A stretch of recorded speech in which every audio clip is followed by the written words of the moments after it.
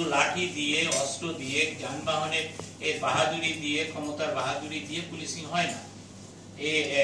জনগণের আস্থাটা থাকতে হয়। ওই জায়গা থেকে আমরা দূরে সরে আসছিলাম। এটা আমাদের ভুল লিডারশিপের কারণে, এটা আমার স্বীকার করতে কোনো ভুল নাই। আমরা রাষ্ট্র, একটি দল, দলে রাষ্ট্রের সাথে যেমন একটা দল একাকার হয়ে গিয়েছিল, তেমনি পুলিশও ওভাবে একটা রাষ্ট্রীয় একটা দলের বাহিনীতে পরিণত হয়ে গিয়েছিল, যার কারণে স্বাভাবিকভাবেই জনগণ থেকে আমরা বিচ্ছিন্ন হই। এবং তার আর যে যেটা কি বলবো আমি, যে কম্পেনসেশন, সেটা আমাদেরকে হারে হারে দিতে হয়েছে। পুলিশ, বাংলাদেশ পুলিশ এতটা নিঃস্ব অবস্থায়, এতটা হতদম, এতটা কখনো অসহায় অবস্থায় কখনো পড়েনি। এটা আমাদের জন্য একটা চরম শিক্ষা হয়েছে। আমাদের নতুন নেতৃত্বে আমরা আমাদের পুলিশের আইজিপি মহোদয় এবং আমাদের বর্তমান সরকারের যারা আমাদেরকে দিক নির্দেশনা, অভিভাবক যারা দিক নির্দেশনা দিচ্ছে, তাদের পরামর্শ অনুযায়ী আমরা আবার ঘুরে দাঁড়িয়েছি। আমার একটা বটম দা লাইনে আমার যে একজন পুলিশ কনস্টেবল, সেও যেমন উপলব্ধি করতে পারছে যে পুলিশ কোনো দলীয় বাহিনী হবে না, পুলিশ যদি নিরপেক্ষভাবে কাজ করে, এই দাবিটা তাদের পক্ষ থেকে উঠেছে যে আমরা কারো দলের হয়ে কাজ করব না, আমরা এই দল সে দল বুঝি না, আমরা পুলিশ, আমরা এই দেশের মানুষের সাথে কাজ করব, তাদের জন্য কাজ করব। তো এই একটা মামলা হয়েছে। সেই মামলায় আপনাদেরকে আমরা আসার কথা শোনাতে চাই। আপনারা তো দেখেছেন যে আমাদের একজন পুলিশ সদস্য, যে তাকে আমরা এখানে গ্রেফতার করেছি, এবং এই মামলাটার মূলত ইতিমধ্যে তদন্ত যতদূর আছে, মূলত যে ভিডিও ফুটেজ থেকেই অনেকটা ক্লিয়ার। আমাদের এই মামলার রহস্য উদ্ঘাটনের জন্য আমরা কাজ করছি। এখানে কোনো অহেতুক কেউ বিড়ম্বনার শিকার হবে না। আমার ধারণা যারা যে সাংবাদিকদের নাম এফআইআর আছে, তাদেরকে কি পুলিশ কোনোভাবে ডিস্টার্ব করছে? আমরা সে বিষয়টা অত্যন্ত ক্লিয়ার করেছি যে কোনো ইনোসেন্ট লোক যাতে হ্যারাস না হয়, সে বিষয়টা আমরা সর্বোচ্চ নিষ্ঠার সাথে দেখব। এবং শুধু এটা না, যে এখন জানেন যে অনেক মামলা হচ্ছে একতরফা ভাবে, অনেক আসামি দিয়ে ঢালাও ভাবে মামলা হচ্ছে। অনেক এটা আইনের একটা স্পিরিট আছে, অনেক সময় আমরা এটা কন্ট্রোল করতে পারি।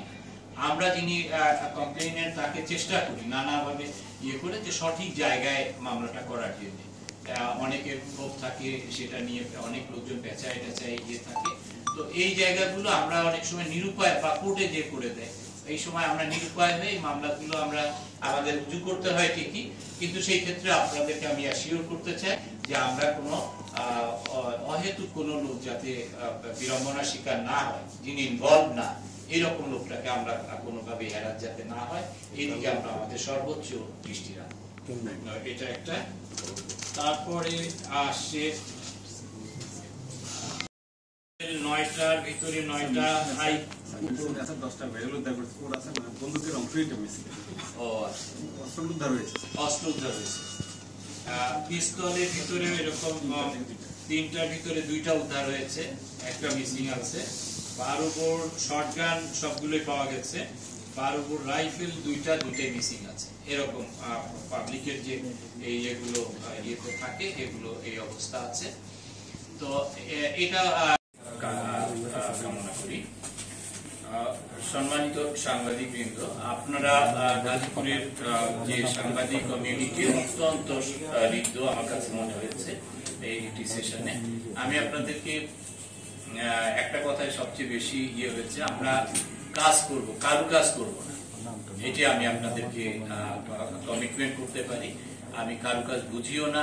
আমার জীবনে খুব বেশি অস্ত্র উদ্ধার করার সৌভাগ্য হয়।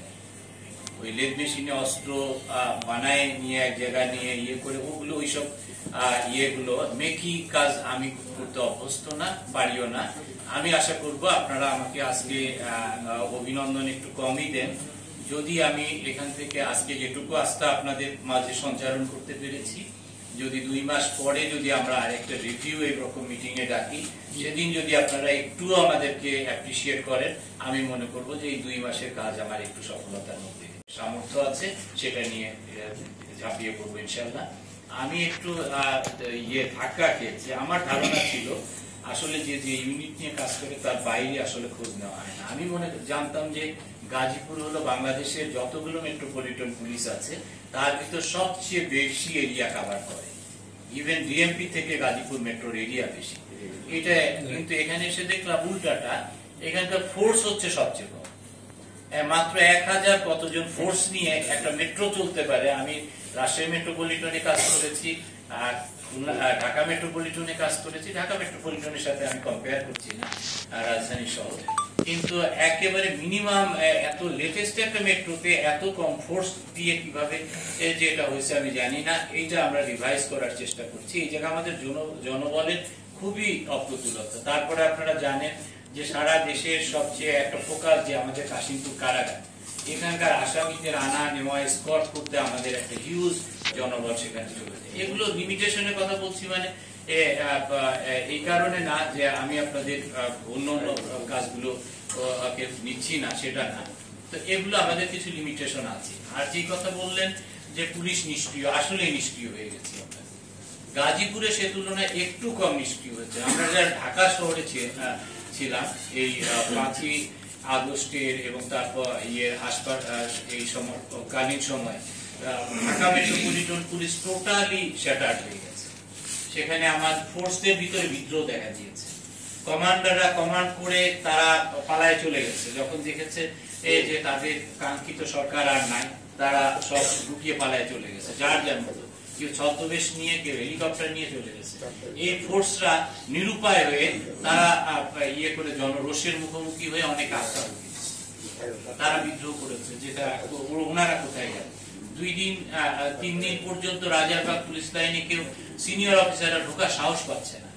এর ভিতরে যে আমরা যারা পুলিশিং এর ভিতরে ছিলাম না, আমি সিআইডি তে চাকরি করতাম, আমাদের এরকম কিছু লোকজন যারা সাইড লাইনে ছিল, এরা কোনোভাবে আমরা পেনিট্রেট করলাম, করে তাদের ভিতরে যে ভাই আমরাও তোমাদের মতো বৈষম্যের শিকার, আমরা তো এর ভিতরে ছিলাম না, আমরা তোমাদের কমান্ড দিইনি। তখন তারা আমাদের উপরে আস্থা আনলো। তখন আমরা সেই ডেড বডি গুলো নিয়ে জানাজা করে ডেড বডি গুলো বাড়িতে পাঠালাম। আস্তে আস্তে ফোর্সটা তাদের সেই নিউট্রালাইজ হলো, তাদেরকে আমরা কাজে ফিরিয়ে আনলাম। তো এখানে আমি আপনারা যা প্রশ্ন করেছেন, আমাদের এই মুহূর্তে আমাদের এখানে কোনো সদস্যই অ্যাবসেন্ট নেই। সবাই যারা হতাহত হয়েছিল বা ওই সময় অ্যাবসেন্ট।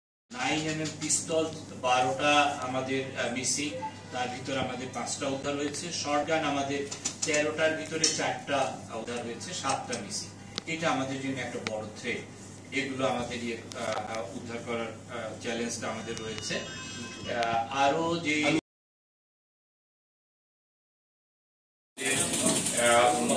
পজিটিভ মনোভাব দেখে আমি চেষ্টা করছি আপনাদের যে ইস্যুগুলো আসছে, আমি ভিন্নভাবে আসছে তো একের পরে আমি নোট ডাউন করেছি। আমি যাদের প্রশ্ন ছিল সেগুলোরও জবাব দেওয়ার চেষ্টা করছি। প্রথমেই আমি আবারও আমরা এই বৈষম্য বিরোধী ছাত্র জনতার যে আন্দোলনের প্রেক্ষিতে আজকে আমরা একটা নতুন প্রেক্ষিতে এসে পৌঁছেছি, একটা আশার আলো দেখতে পাচ্ছি। সেই সময় সেই জায়গায় যে সমস্ত ছাত্র জনতা এবং আমাদের পুলিশ সদস্যরাও নানাভাবে আত্মাহুতি দিয়েছে, সেই সমস্ত আত্মার মাগফিরাত কামনা করছি। আমরা পরিচিত হলাম প্রথম দিনে অনেকে এর সাথে। এখানে একটা বিশাল একটা ওয়ার্ক ফোর্স সাংবাদিক মহলে রয়েছে। তো আমরা এটা ভালো, অনেক এই অঙ্গনটা যেহেতু অনেক একটাই সমৃদ্ধ, এটা এই অঙ্গনের সাথে আমরা একসাথে কাজ করব। এই ক্ষেত্রে আমার মনে হয় যে আমরা পরস্পরের সাথে আরো নিবিড়ভাবে কাছাকাছি কাজ করলে রিলেশন গুলো সবাইকে জানার বোঝার সুযোগ হবে। অনেকেই আমরা তখন চিনে ফেলবো। আমাদের পরের সেশন গুলো যখন আমরা আরো বেশি সক্রিয় ভাবে আমাদের ইয়েগুলো কি বলে মিথস্ক্রিয়াটা হবে। তো আমি যেটা বলতে চাচ্ছি যে সাংবাদিক এবং পুলিশের যেহেতু কর্মক্ষেত্র অনেকটা কমন, আমাদের সেই জায়গা আসবে, একসাথে আমরা চলবো। আবার অনেক সময় কনফ্লিক্ট অফ ইন্টারেস্ট আসবে। আমরা যদি কোনো ভুল করে থাকি, সেখানে যেহেতু সাংবাদিকরা টোটাল সোসাইটির ওয়াচডগ হিসেবে কাজ করে, তারা অনেক সময় আমাদেরকে পজিটিভ সমালোচনার মধ্য দিয়ে বা আমাদের চোখে আঙুল দিয়ে দেখিয়ে আমাদের ভুলগুলোকে শুধরাবার সুযোগ করে দেয় ইয়ে না। একেবারে সবাই যে সবসময় একই অ্যালাইনমেন্টে থাকবো এটাও আমি আশা করি না। একসাথে অ্যালাইনমেন্ট সাধারণত হয় কুচক্রীদের, খারাপ কাজের ক্ষেত্রে হয়। একেবারে ভালো কাজ যখন করবো কনফ্লিক্ট দেখা দিতেই পারে। তবে সেটা যদি কখনো ইয়ে হয়, আপনাদের প্রতি আমার আহ্বান থাকবে যে আপনারা যদি আমাদের নলেজে দেন, যাতে আমরা একটু আমাদের সুযোগটা দিতে হবে যেন আমরা শুধরে নিতে পারি, যে সেটা সবার জন্যই ভালো। বা আপনাদের কোনো একটা ইয়ে বিষয় আপনাদের নজর গোচরীভূত হলো, সেটা আপনারা বললে তখন আমাদের একটা বলার সুযোগ সৃষ্টি হয়। আমাদের নলেজে যদি আসে তখন পারস্পরিক কথোপকথনের মাধ্যমে তখন ওই গ্যাপটা পূরণ করে নেওয়া যায়, যে ভাই এটা এই না, আপনি তো এই দেখছেন, আসলে বিষয়টা এরকম ছিল, সেই সুযোগটা তৈরি হয়। তো এটাই আমার প্রত্যাশা থাকবে আপনাদের কাছ থেকে, আর আপনাদের কাছ থেকে কথা শুনবো। এখানে অনেক বড় একটা টার্ময়েল সিচুয়েশনের মধ্য দিয়ে আজকে আমরা এখানে এসে দাঁড়িয়েছি।